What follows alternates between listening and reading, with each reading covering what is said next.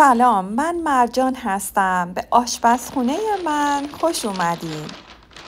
امروز هم با دستور پخت یک نان جذاب دیگه کنار شما هستم و امیدوارم که در این مسیر همراه من باشید.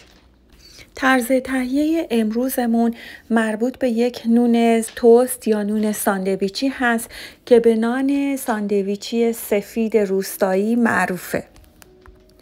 این نون طرز تهیه ساده و آسونی داره و حتی اگر شما در زمینه پخت نان هم یک فرد تازه کار باشید به راحتی میتونید این نون رو درست کنید.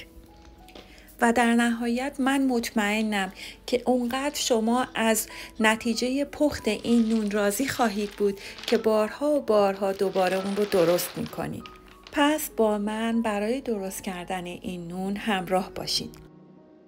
ابتدا 150 میلی لیتر آب ولرمی رو که وقتی انگشتتون رو داخل آب میزنید دستتون رو نسوزونه داخل یک کاسه کوچیک بریزید.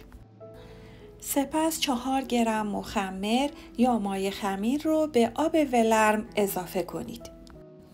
در ادامه 5 گرم شکر رو هم به مخلوط قبلی اضافه کنید. حالا مواد داخل کاسه رو با هم مخلوط کنید و اون رو کناری بگذارید تا ور بیاد.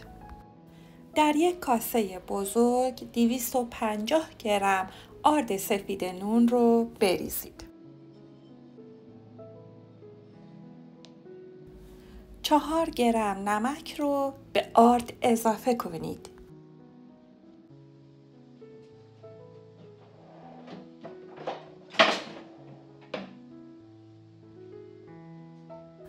آرد و نمک رو با هم مخلوط کنید. همونطور که میبینید مایع خمیر ما ور اومده و پف کرده. اون رو به مخلوط آرد و نمکمون اضافه میکنیم. بعد از اضافه کردن مایع خمیر ور اومده به آردمون مجدداً با یک قاشق چوبی یا سیلیکونی مواد داخل کاسه رو با هم به خوبی مخلوط میکنیم. بعد از مخلوط کردن مواد داخل کاسه 8 گرم کره بدون نمک که در محیط کاملا نرم شده رو به مخلوط آردمون اضافه میکنیم. کره رو هم با موادمون مخلوط میکنیم تا در نهایت خمیری منسجم، متراکم و مقداری چسبناک داشته باشیم.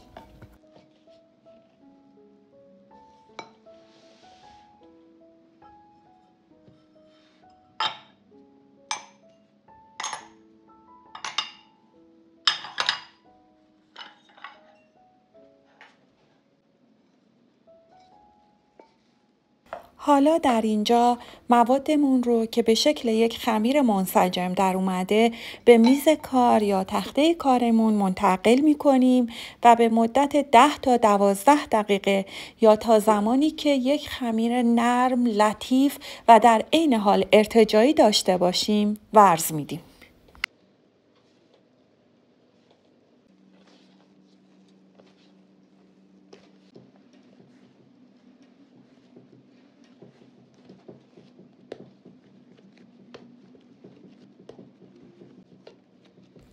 بعد از اینکه خمیرمون رو به خوبی ورز دادیم تا در نهایت یک خمیر نرم و لطیف داشته باشیم، اون رو به شکل یک گلوله یا توپ چونه میگیریم.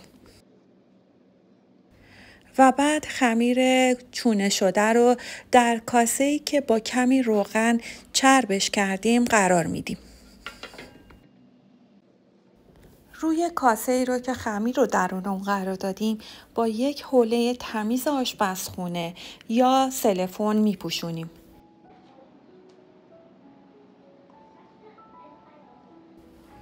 بعد از اینکه حجم خمیرمون 2 برابر شد، پف خمیر رو میگیریم.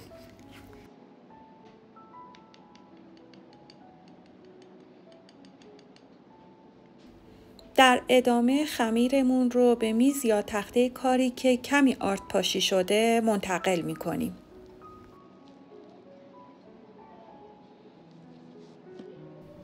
در ادامه خمیر رو به آرومی با دست هامون باز کرده تا هم حباب داخل خمیر آزاد بشه و هم اینکه خمیر رو به شکل نون باگت رول میکنیم.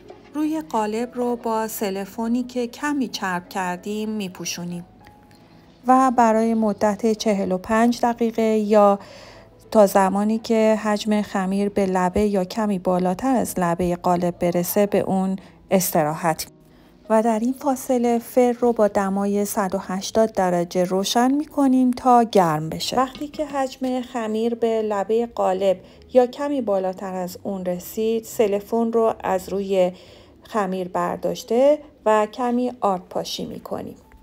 سپس روی خمیر رو با چاقو یا یک تیغ تیز خطوطی با زاویه 45 درجه میندازیم.